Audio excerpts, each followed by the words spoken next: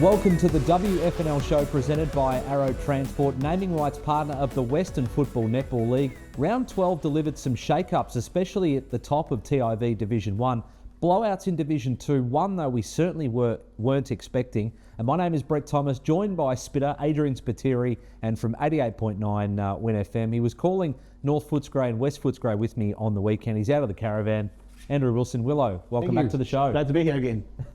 Devils, Roosters, we might start with that. Obviously wasn't a close game, but the Roosters going goalless, which was just striking given these were the two teams that we hoped might push Wyndham Vale this year in Div 2. Yeah, huge result. 145 points in the end in favour of North Footscray at home. They kept West Footscray goalless, which was an incredible performance. They only managed 13 points for the game. It was a close first quarter, 6 points to 10 points, all behinds obviously. The West Footscray didn't manage a goal. Ended up with 13 in the game, but then after quarter time, it was just all North Footscray. Lyndon Dunn kicking 8 goals, Matt Seraphin kicking 6. They had good players in every position across the ground on the weekend. Yeah, absolutely. Spitter, you saw the score and used to play for the Roosters. Yeah, I was quite surprised when I did. They needed you out there. I don't think they would have helped if they went goalless without me. Yeah, probably would have gone pointless as well. You could just hang out in the goal square, surely. It would have had no effect. Yeah, I could have been a 19th player out there, and I wouldn't have been adding to the score. So, yeah, look, I was at another game and checking the scores around the league, and I've got to say I was quite surprised to see. West Footscray, I just assumed when I saw them in 10 that they were 1 goal for, Yep. As you probably would. And then you start thinking, geez, I wonder if they're going to kick a goal here. And yeah, at the end of the game, see them with 0-13. Obviously not a great day for them. I'm sure they'll bounce back this week and improve performance anyway. I don't think you can play any worse from all reports. But definitely adds a little bit of the credential to North Footscray, a huge game this week against Wyndham Vale. Yeah, it is. It's really hard to know what to read into the Devils, given West Footscray. Well, Troy Bowman told us before the match they were missing. He said that they could have fielded a team with all the players they were without, but when you dove into that Spitter, they still had quite a number of players who have played big games finals footy. Yeah, for sure. I did have a little bit of a look at the list and to see how it had been and tracked up from other games in the year. And so no excuse to lose by no, absolutely not. They had 10 players that played in the final last year, and then 10 players that played in round 1. So plenty of experience as well. Kane Leosis came back in. Sure, he hasn't played at that level for a little while, but he's still a very experienced player. And I think they brought in plenty of experience and had a capable side. Definitely more capable than scoring 0-13. I think it's just probably one of those bad days at the office. Gabra Selassie, I did love that battle with Lyndon Dunn. He's a fun player to watch because your heart's in your mouth when he gets the ball coming out of defence, but he often finds a target. He's so smooth, but Lyndon Dunn really turned the game, especially with forward 50 stoppages. Yeah, he was almost a Tom Hawkins-like, wasn't it? One stoppage where he tapped it out the back to Granado, who didn't break stride round and kicked a goal. It was a terrific bit of play there by Lyndon Dunn, but then his ability to read the ball off the boot, take marks.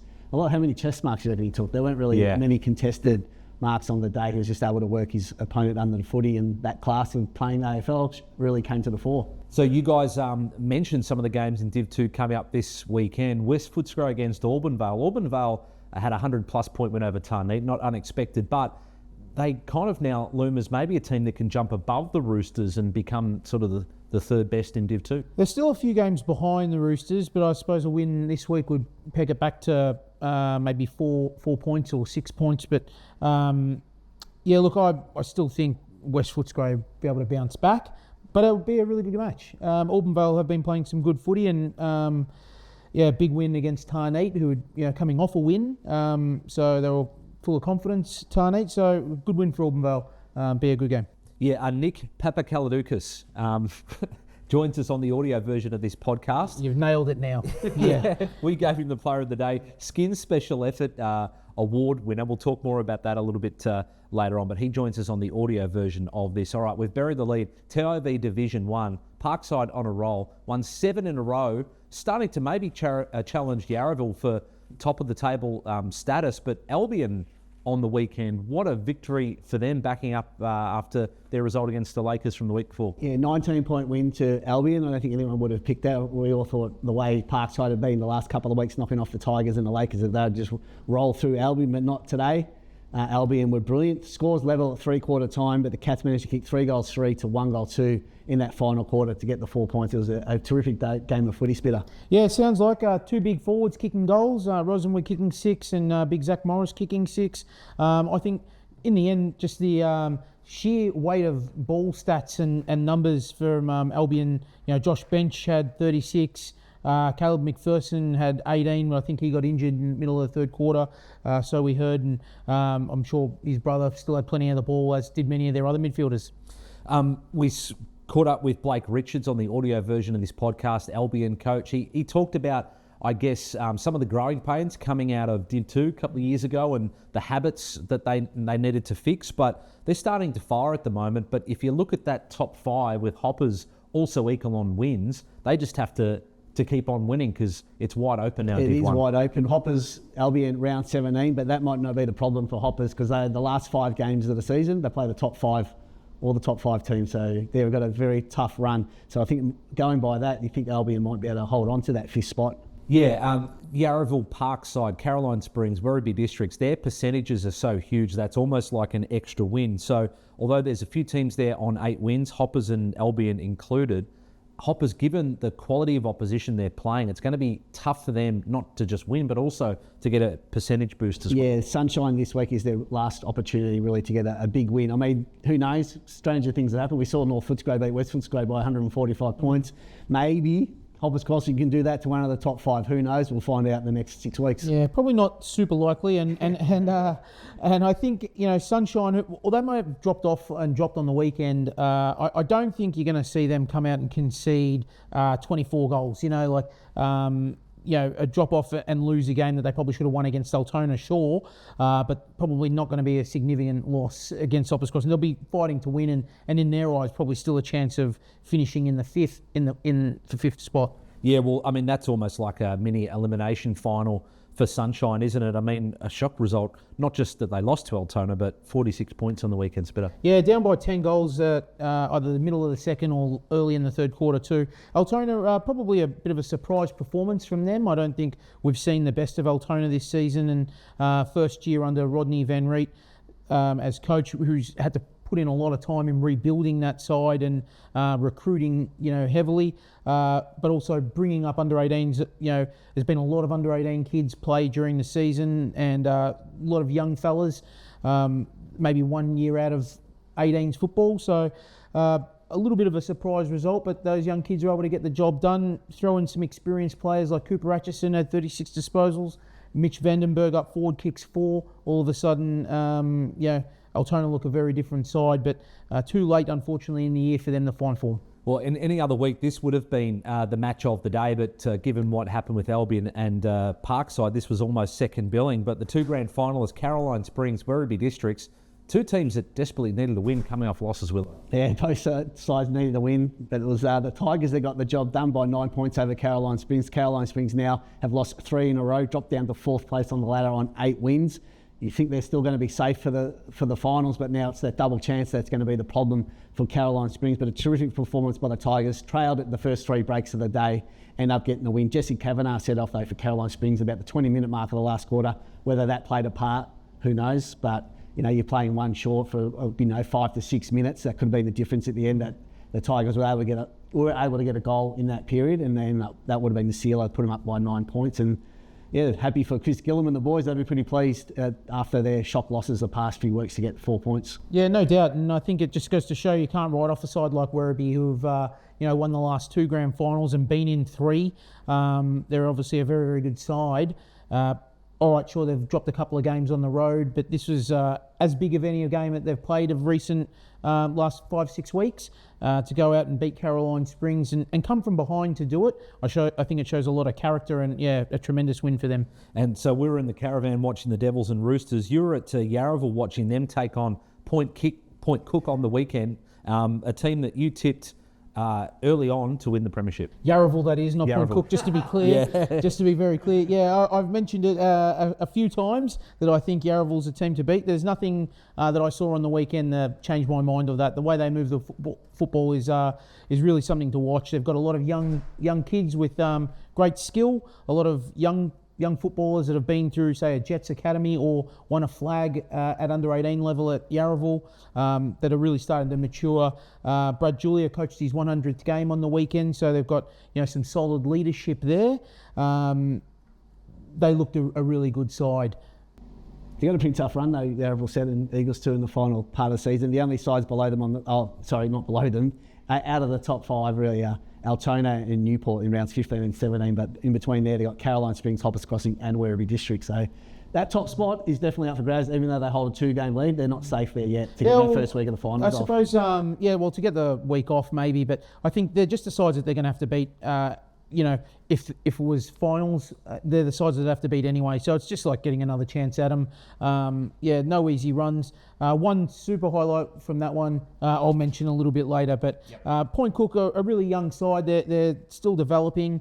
Bit undersized in the ruck, were they? Yeah, they were heaps undersized. Unfortunately for them, their young ruckman, he would have had nightmares. Zach Oldeng was just phenomenal. He won every hit out, I reckon, and he had a full bag of tricks. He had they had set plays. He'd tap it behind, he'd tap it to his left, he'd tap it right, he'd fist it forward. He was a mountain in comparison. So they've got a little bit of physical presence around the ground. All right, well, we had a bye in St Vincent Private Hospital, Werribee Senior Women, so just men's footy on the weekend. Remember, head to Local Footy Hub /stream on a Friday night to catch some of the key netball matchups taking place each week. All right, play of the day time, or play of the week time, I should say.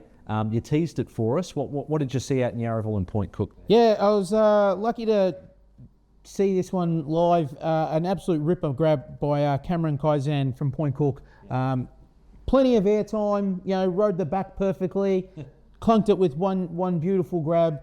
A really, really good mark. So easily the play of the day for me. He'd probably be winning a car at AFL level. I think it was a fantastic grab. Yeah, you sent us a text in the group chat saying he got 3 seconds of hang time. Oh, definitely. Maybe more. They had to call the airspace to get him to come down. Yeah. Plenty of great highlights from the weekend in Div 1 and Div 2. Here's the best of them.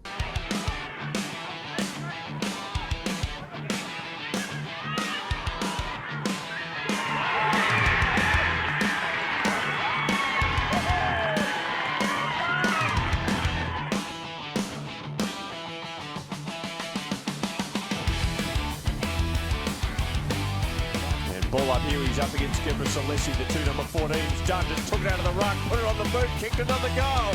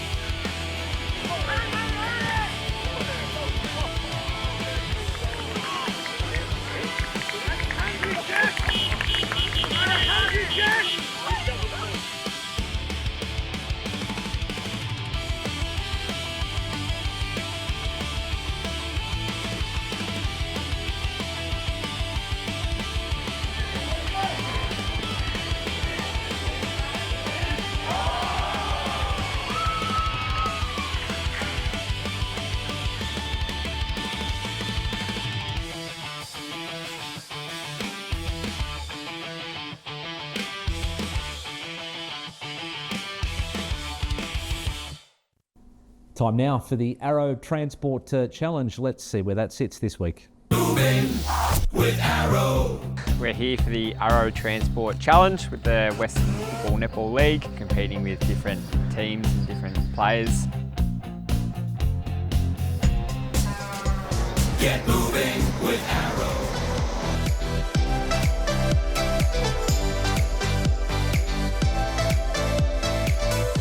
Megan Basto from Werribee Central Football Club.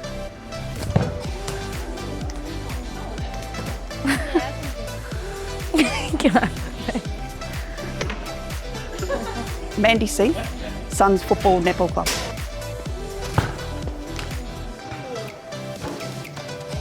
Jamie Day from the Albion Football Club. Beautiful! Oh, somewhere down there. Go home, go home. Hazel McCafferty, West Footscray Football Club.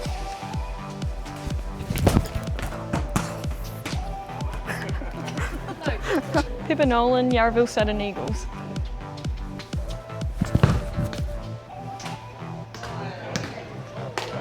Solid effort, girl. Tried. Connor Sutler, Truganina Football Club. Oh. Oh yeah.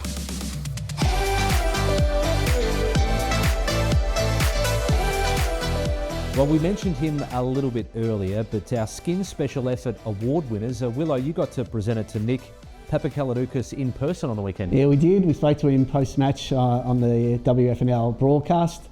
Nick was fantastic on Saturday afternoon. I mean, it was hard to pick a player for North Footscray because it was such a dominant performance, but his run and carry off halfback was fantastic, and he's been a great pickup for North Footscray coming across this first season at North Footscray. Now he's been moved to halfback where he's really enjoying his footy. He's able to, have some fun back there where he's not really getting, because he was getting skipped when he was playing half forward because they had Lyndon Dunn, Matt Seraphin beyond him. So he's able to get the ball and really provide some dash across half back, and it's really good. He must be loving us this week. He was on the radio. He gets the Skin Special Effort. And he was on the winners. poster as well. And the audio version of our podcast wasn't even in the best on the weekend. I know. Are we bad judges? I don't know. I think there was just too many players. But you've had plenty of goes of getting his name right, and you've nailed it now. So thank you. I'm just going to leave it there. 11th time lucky. Yeah. In netball, Belgravia Apparel Netball, Madison Thompson, well done to her, playing for Sunshine. A vital role in getting her team over the line. They were playing the Hawks Sapphires, who are third on the ladder. In the third quarter, scored all 20 goals for her team. So well done to Maddie Thompson. And they receive a pair of Skins compression tights, not the top. I think they are the tights. Thanks to Skins, modelled there by Willow, in recognition of a special effort on the footy field and the netball court. All right, let's look ahead to this weekend. We'll save the match of the day for last, but Div 2, Wyndham Vale, North Footscray. We also tease this. This is huge because, as we said, Willow, hard to know where the Devils sit after that result against West Footscray. Can they give Wyndham Vale a shake this week? I don't think so. I think it's just the way it's been the last couple of years. Wyndham Vale have been the better side. Coming into this week's game, you would have thought, well, is this the hit up that North Footscray needed with a 145-point win over a genuine side, a contender? But then you look at the other side, Wyndham Vale had a 180-point win over Laverton. So it's probably not the ideal build-up for both sides, because this game been circled for a long time. But you got to wonder how it's going to play out this weekend. Wyndham Vale to get the 4 points again and secure top spot with the win. Because what we saw on the weekend, Dunn, Seraphin, and they had Verano as well. They sent Granada up. He looked dangerous in attack. Looked like they had a number of weapons, but the last time they played, they barely... Yeah, Tyler Tassari did the job on Lyndon Dunn last time, kept him to about 2 or 3 goals. He was one of their best players on the ground that afternoon at Hanson Reserve. In TIV Division 1, Hoppers, Sunshine, as you mentioned, Spitter, to stay in finals contention, and Hoppers have to keep winning to do the same. Yeah, correct. Their season, Sunshine, hanging on a knife's edge here. I think if they lose, they're done. They're a really young side, and they've had some great wins along the way. Are they finished yet? No. If they lose this one, probably it's too hard to peg that back. They'll be a game behind Hoppers Crossing, and Albion have Point Cook, so probably they get that win as well. So they'll be a game behind, plus percentage, with a tough run. I think if Hoppers Crossing lose as well, it's probably going to be pretty tough for them. As I predicted, Albion will win, and I think that would create a buffer. I think Hoppers will still be in it for now. So it should be a good game though. Hoppers Crossing have found some form over the past few weeks. They were in a little bit of a slump, probably in that round 6 to 10 bracket. I think they might have only had one win in there. But since since that time, since the break basically, or the bye, they've found some really good form. Looking forward to that. Spotswood, Caroline Springs. Lakers have to win that one. Spotswood coming off a win over Newport on the weekend. Yeah, Spotswood to play any hope of finals. They're 2 games out. They're going to have to win this game, but the Lakers, having lost 3 in a row, they won't lose this one. I think that's almost a certainty thing. Yeah, I guarantee one thing though, Spotswood will make it a very, very tough day. I think they would love to knock off Caroline Springs. I don't think they will, but they have proven to be a stubborn side, Spotswood, this year. But I think Caroline Springs will probably bounce back. Yeah, they sort of loom as a finals spoiler in the back half of the season. All right, the match of the day, broadcast on 88.9 Win FM from 1:30, and you can watch the live stream on the local footy hub, Sportscast Australia, streaming that one. Yarraville Seddon against Parkside, 1v2. Yeah, 1 for me. I think Yarraville Seddon will get the 4 points, make it back-to-back wins against Parkside this season. Although it was a close one in round 1, 13 points in favour of Yarraville Seddon, but I think they're the team to beat. They're the informed team, because Parkside have been knocked off, but I'm going to go the Eagles. Yeah, I'm actually going against Yarraville this week. I think Parkside at home, I think with maybe just a more physical side in. I know that Yarraville had a few players out on the weekend. Whether they get them back this week, I'm not sure. But Parkside, I think, are close to full strength. I think at home, big body mids, I think they'll be too tough for Yarraville on this occasion. Yeah, looms as a cracker. Our match of the day, as we mentioned, 88.9 Win FM from 1:30. Local footy hub to watch the live stream as well. TIV Division 1 wide open at the moment, which we love to see, and shout out to whoever does the fixture as well, because the way this is playing out each week, we've got teams coming off losses and wins that need to win to stay in finals contention, and percentage boosters and all that kind of thing as well. So whoever does the fixture for the WFNL. Thank the teams as well. And the last year there was like a top 3, clear top 3. This year we're down to 5 or 6 teams. So and then really even good. In the middle bracket, they're all really competitive sides. So. Yep, it's certainly exciting. Spita, Wilo, thanks for joining us this week. Thank you. The WFNL show, proudly presented by Arrow Transport.